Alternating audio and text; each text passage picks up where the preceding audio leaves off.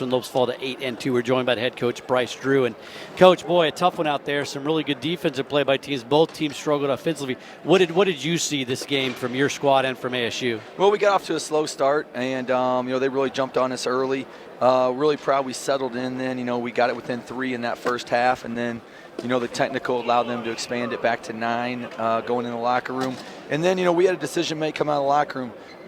Were we going to continue to not be as tough, not rebound like we're capable, or, are we going to step up our intensity? And really thought we came out second half, played with a lot more intensity, played a lot more aggressive, and put ourselves in a great position around that 10-minute mark, and we had a lot of opportunities to take the lead.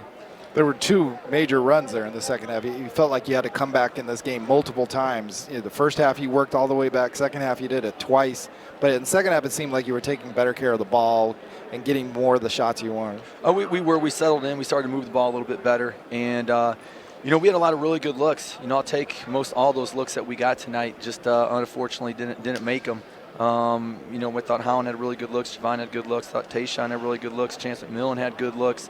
Those are guys we want shooting the basketball. So it'd been really fun around that stretch when it was 42-41. If we could have got a score when it was 46-44, we had multiple possessions to tie it or take the lead. If we could have taken the lead, just to see how our guys would responded from there. I mean, what do you see in that? Because we, like Paul said, you came back multiple times, and there are times they took early shots. You had another chance. At one point, Tay had that put back that would have tied it, that rimmed out. Just so many little missed opportunities. Like you just said, we had a lot of opportunities, and I think, as a coach and as a team, you want your effort to put you in a position to take the lead, late in the second half, and we had those opportunities. The next step is when you have that opportunity, you got to seize it, and you got to make the plays that are needed to get over the hump. How much did some of those early no calls and the block shots that they had, they have tremendous length around the rim, how much did that affect the way you guys were operating offensively? Well, it took us definitely, I think, some time to adjust, especially that first half. Our guards, made decisions at the rim that they should have made a pass out, and I thought second half we did a better job at when to shoot those shots and when to pass it out. And I think that's why, we got better looks in the second half than we got the first half. What did you just think about how the guys handled the environment tonight, and what did you think? This is what you wanted to see last year as far as the atmosphere. Yeah, we'd have loved to have, last year, with our home crowd, everybody there, for a normal experience, and they got to have it over here, and it was a great atmosphere. I think our guys, they were excited. I think it came out maybe in their shooting and some other things at the beginning of the game. But again, it's an exciting game playing a local team, and we definitely had chances to win. We just didn't make enough plays. Coach, where do you go from here? I mean, you're still very early in the season, but you got some tough games coming up. I'm Ottawa, an NAI school coming in on paper, a team that you guys should take care of, but they knocked off Denver, so they're no slouch themselves, right? And then you got San Francisco and at Nevada. And this is a very emotional game. It's hard to play after emotional games. You see that in all sports. So we got less than 48 hours to get refocused, and we got to get better.